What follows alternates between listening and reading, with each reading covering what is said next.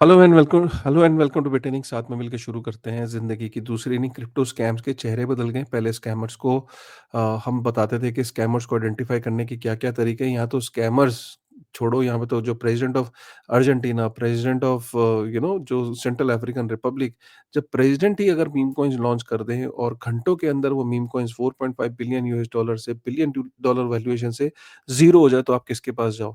जब आपके साथ स्कैम होता था तो आप पुलिस के पास जाते थे, लेकिन अगर प्रेसिडेंट ही किसी देश का अगर स्कैम कर दे, रग पुल कर दे, तो आप किसके पास जाओगे यार? वहाँ की जनता किसके पास जाएगी? हालात कुछ इस तरीके के हैं क्रिप्टो में। बाय द वे, हम एक बहुत खतरनाक एरा के अंदर एंटर कर रहे हैं। मैंने पहले भी प्रेडिक्ट किया था। डोनाल्ड ट्रंप ने अमेरिका छोड़िए, दुनिया का सबसे शक्तिशाली आदमी, जब उसने मीम कॉइन लॉन्च करा, उसके बाद लिटरली उसने एक लाइसेंस दे दिया पूरी दुनिया में। कोई भी सेलिब्रिटी, कोई भी पॉलिटिशियन मीम कॉइन अपना लॉन्च कर दो, पैसे बनाओ, जनता गई भाड़ में। ये लिटरली सिग्नल था और मुझे ये मेरी प्रेडिक्शन थी। बहुत सारे लोग, लेकिन मैंने इतना कभी नहीं सोचा था कि इतनी तेज़ी से नहीं मैंने कभी सोचा था कि इतने सारे जो प्रेज़िडेंट्स हैं, सेलिब्रिटीज़ हैं, एक के बाद एक मीम कॉइन लॉन्च करना शुरू कर देंगे। बहुत खतरनाक टाइम में है। फोमो मत करिएगा। किसी भी सेलिब्रिटी कॉइन, किसी भी प्रेज़िडेंट कॉइन, ये कॉइन, वो कॉइन के अंदर इन्वेस्ट मत करिएगा। मैं आपको बता रहा हूँ कि सिर्फ़ वो लोग बचेंगे क्रिप्टो में जिनका बहुत लॉन्ग टर्म, लो टाइम प्रेफरेंस माइंडसेट होगा, जो कि बहुत लंबी सोच, 10 साल, डेकेड्स के अंदर 10-10, 15-15 साल की सोच रखने वाले व्यक्ति ही क्रिप्टो में सक्सेसफुल होंगे, सर्वाइव करेंगे। बाकी बहुत सारे लोग, 100 में से 1% लोग शायद कभी कोई तुक्का लग जाए तो पैसे बना लेंगे। 99% लोग पैसे को खोएँगे, क्योंकि उनको ये यकीन ही नहीं आएगा कि यार प्रेज़िडेंट किसी देश का अगर मीम कॉइन लॉन्च कर रहा है तो वो कैसे फेक हो सकता है। लेकिन हमने देखा कि back to back 4 meme coin, एक प्रेज़िडेंट ऑफ अमेरिका का मीम कॉइन ट्रम्प, दूसरा उस प्रेज़िडेंट ऑफ अमेरिका की वाइफ का कॉइन मिलियाना, तीसरा हमने देखा कि हावियर मिलई का, चौथा हमने देखा कि सेंट्रल अफ्रीकन रिपब्लिक। मतलब 4 मीम कॉइन्स जो कि हेड ऑफ स्टेट से लॉन्च हो चुके हैं। सेलिब्रिटी कॉइन्स की तो मैं बात ही नहीं कर रहा हूँ, और आने वाले टाइम में ऐसे बहुत सारे कॉइन्स आपको देखने को मिलेंगे। एक्चुअली में सीन क्या हुआ, सबसे पहले हम शुरू करते हैं कि भई उसमें सीन क्या हुआ, लेकिन उससे पहले मुद्रेक्स को थैंक यू। मुद्रेक्स हमारे इस वीडियो का स्पॉन्सर है। आप जाके मुद्रेक्स को डिस्क्रिप्शन में दिया लिंक है, उससे साइन अप कर सकते हो। क्रिप्टो विथड्रॉल्स वहाँ पे शुरू हो चुके हैं।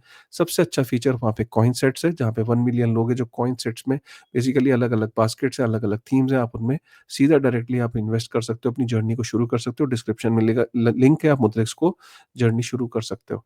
दूसरा, हम यहाँ पे चलते हैं कि एक्चुअल में हुआ क्या। आप देखो कितनी आसानी से एक आदमी है, जूलियन फे, ये जो बंदा है, ये बड़ा लो प्रोफाइल रखता है अपना ट्विटर पे और सोशल मीडिया पे, लेकिन ये क्या करता है कि 2016 में अपनी इसकी क्रिप्टो की जर्नी शुरू हुई। इसकी 2021 में इसने कुछ एनएफटीज़ फ्लिप करी। इसको समझ में आ गई कि गेम बड़ी है, क्यों ना मैं केआईपी करके उसने कंपनी बनाई, और उसके बाद वो जाके हावियर मिलई से वो मिलता है एक फोरम के अंदर। यहाँ पे आप देख सकते हो, हावियर मिलई को ये एक सपना दिखाता है। वो बोलता है कि ब्लॉकचेन टेक्नोलॉजी अमेजिंग है एंड ऑल दैट स्टफ। हावियर मिलई वैसे भी बिटकॉइन से बहुत इम्प्रेस्ड रहता है। बिटकॉइन की बात उसने इलेक्शन कैंपेन्स में अपनी की भी थी। बिटकॉइन की बात को कह के वो इनफैक्ट पावर में आया था। सेंट्रल बैंक्स को खत्म करने की बात भी करी थी। हावियर मिलई ने केआईपी प्रोटोकॉल जो है वो ब्लॉकचेन कमेटी के अंदर चली जाती है, वहाँ पे रजिस्टर हो जाती है। हावियर मिलई को एक आइडिया दिया जाता है। हार्डवेयर वाले को ये आइडिया दिया जाता है कि एक नेशनल टोकन लॉन्च करो, जो स्मॉल बिज़नेसेस के लिए हम पैसा इकट्ठा करते हैं, स्मॉल बिज़नेसेस को हेल्प होगी।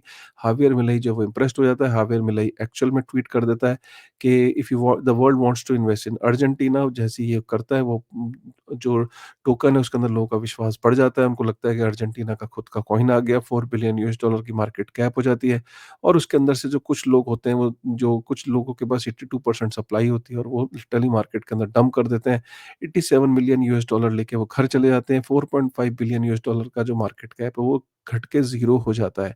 तो आप ये देख सकते हो कि कुछ ही देर के अंदर ये वहाँ पे हो जाता है। अर्जेंटीना का पीछे यही जो कंपनी है जिसने लिब्रा कॉइन जो लॉन्च किया है, मतलब आप सोचो कि केआईपी प्रोटोकॉल, जो ये इंसान है जो मैंने आपको यहाँ पे शुरू में दिखाया, जूलियन फे, मतलब आप ये सोचो यही आदमी जो है, इसी की कंपनी जो है, वो मेलानिया कॉइन के पीछे, जो डोनाल्ड ट्रम्प की वाइफ है, उस कॉइन के पीछे भी यही टीम जो है वो पाई गई है। ये यहाँ पे इन्वेस्टिगेशन के अंदर। और सबसे बड़ी दुःख की खबर ये है कि जो सबसे बड़ा जो डेक्स है, जुपिटर, उसको भी ये बात पता थी कि we learned of this 2 weeks ago directly from Kelsier ventures, और it was an open secret. ये ओपन सीक्रेट बता रहे हैं कि मीम कॉइन सर्कल में अर्जेंटीना कॉइन आने वाला है। मतलब एक सर्कल है, क्लोज़ सर्कल, जहाँ पे ये मीम कॉइन्स पहले ही लॉन्च हो जाते हैं, पहले ही पता लग जाते हैं, वहाँ पे ये बातें पहले ही पता लग जाती हैं। जुपिटर को भी ये बात पहले से पता थी। इसी वजह से सोलाना कॉइन भी डाउन है, क्योंकि अब इसके इन्वेस्टिगेशन के अंदर बहुत सारी चीज़ें आएँगी जिसमें जुपिटर भी आएगा, इसमें बहुत सारे लोग एंटर करेंगे क्योंकि इसके अगेंस्ट ऑलरेडी जो ओपोनेंट्स हैं, वो लॉ फर्म्स हैं, उन्होंने कमर कस ली है और वो जो हावियर मिलेई के अगेंस्ट जो है, वो फ्रॉड चार्जेस और उसके अगेंस्ट एक इन्वेस्टिगेशन शुरू करने की बात ऑलरेडी हो रही है। सेंट्रल बैंक से लेके ऑपोजिशन पार्टी सब लोग इसके अंदर इन्वेस्टिगेशन में शुरू होने वाले हैं और ये इन्वेस्टिगेशन के लिए हावियर मिलेई ने बोला है कि ही इज़ ओपन और कहीं न कहीं हावियर मिलेई इसमें फँसने वाला है और उसमें जुपिटर भी कहीं न कहीं क्वेश्चंस के उसमें आएगा। यहाँ पे सीज़ी ने एक 150 बीएनबी मतलब 100 के $1,00,000 का सपोर्ट दिया है अर्जेंटीना के कुछ स्टूडेंट्स को जिनका पैसा यहाँ पे खोया है तो ये सीज़ी ने भी करा है। लेकिन यहाँ पे बायनेंस चेन जो है वो भी काफ़ी मीम्स को लेके प्रमोट कर रही है, मीम्स को लेके पुश कर रही है, एआई एजेंट्स को लेके बायनेंस सोलाना को फ्लिप करना चाहती है, बायनेंस नेक्स्ट डेस्टिनेशन बनना चाहती है। तो इसलिए बायनेंस के ऊपर भी काफ़ी सारे मीम कॉइन्स जो है वो लॉन्च किए जा रहे हैं इस वक़्त, तभी बायनेंस के ऊपर भी ट्रैक्शन देखा जा रहा है। यहाँ पे आप ये देख सकते हो मोहम्मद बिन सलमान बेसिकली काफ़ी ट्विटर हैंडल था जिसके काफ़ी फॉलोअर्स थे, उसका नाम चेंज करके मोहम्मद बिन सलमान कर दिया। लोगों को लगा कि सऊदी अरेबिया के प्रिंस ने कॉइन लॉन्च कर दिया केएसए कॉइन और यहाँ पे आप देख सकते हो कि इसमें भी बहुत सारे लोगों ने कॉन्ट्रैक्ट एड्रेस पे इन्वेस्ट कर दिया। ये एक स्कैमर का था जिसने अकाउंट को हैक करके केएसए कॉइन लॉन्च कर दिया। अगर आप फोमो करोगे तो आप इसी तरीके से किसी न किसी कॉइन के अंदर पैसे खो दोगे यार। मुझे इस बात के लिए ना मैं विटालिक को बहुत अच्छा मानता हूँ क्योंकि विटालिक मुझे इसलिए भी अलग लगता है कि विटालिक भी ये काम कर सकता था। विटालिक भी अपने नाम का कई मीम कॉइन्स लॉन्च करता था लेकिन विटालिक ने कभी ऐसा अपना मीम कॉइन लॉन्च नहीं करा और इनफैक्ट विटालिक को जब भी उसके पब्लिक एड्रेस पे काफ़ी सारे मीम कॉइन्स ऐसे ही लोगों ने दे दिए। जब कोई अपना मीम कॉइन लॉन्च करता था तो उसकी कुछ सप्लाई विटालिक को भेज दिया करता था। विटालिक सारे के सारे कॉइन्स जो है वो उठा के मार्केट में डंप कर देता है और उठा के वो जो भी पैसा आता है वो डोनेट कर देता है। तो ये विटालिक को स्पेशल बनाता है क्योंकि विटालिक ने कभी भी इथेरियम को भी मीम कॉइन के लिए उसने पुश नहीं करा। आप ये फ़ोटो देख रहे हो? ये फ़ोटो बेसिकली बहुत ही अमेज़िंग है। मतलब ये वो प्लैनेट अर्थ के ऊपर सबसे मिस्टीरियस और सबसे सिक्योर प्लेसेस में से एक जगह है।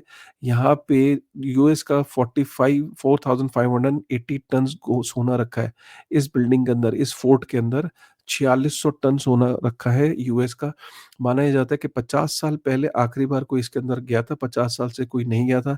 कई कॉन्स्पिरेसी थ्योरीज़ हैं, कॉन्स्पिरेसी थ्योरीज़ में से थ्योरी नंबर 1 ये कहती है क्योंकि 50 साल से कोई इसके अंदर गया नहीं है, इसके अंदर सोना बचा ही नहीं है। काफ़ी सारा सोना वहाँ के जो प्रेज़िडेंट्स हैं वो बेच चुके हैं। अमेरिका के अंदर एक सोना इसके अंदर है ही नहीं और कोई आज तक ऑडिट करने नहीं गया।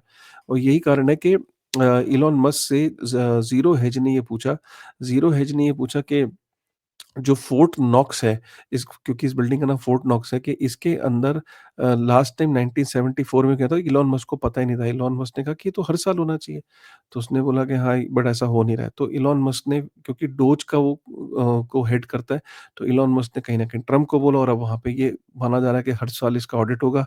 माना ये भी जा रहा है कि एक्चुअल में गोल्ड अंदर है ही नहीं और मैं आपको बताऊँ अगर गोल्ड अंदर नहीं हुआ, तो एक हैवक क्रिएट हो जाएगा और बिटकॉइन का प्राइस मैं आपको बता नहीं सकता क्योंकि उसके बाद ये हो जाएगा कि यूएस के पास कुछ भी नहीं है, यूएस फिर गोल्ड की जगह फिर वो बिटकॉइन को अक्यूमुलेट करने के लिए जान लगा देगा। शायद यही कारण भी है कि शायद यूएस को पता है कि हमारे पास गोल्ड बचा नहीं है तो हमारे पास हमें द नेक्स्ट अगर हम गोल्ड को इतना सारा अक्यूमुलेट करने चलेंगे, तो दुनिया को पता लग जाएगा इसलिए वो बिटको और इतना आसान भी नहीं है गोल्ड को अक्यूमुलेट करना और तो वो बिटकॉइन को माइन करना और बिटकॉइन के अराउंड जो जो स्ट्रैटेजिक रिजर्व एसेट और उनकी जो कंपनियाँ खरीद रही हैं, तो कहीं न कहीं वो लगता है अब अगर ये खबर निकल आती है कि यूएस के पास उस फोर्ट के अंदर गोल्ड नहीं है, तो this is going to be a big massive news. ये एक बहुत बड़ी खबर है।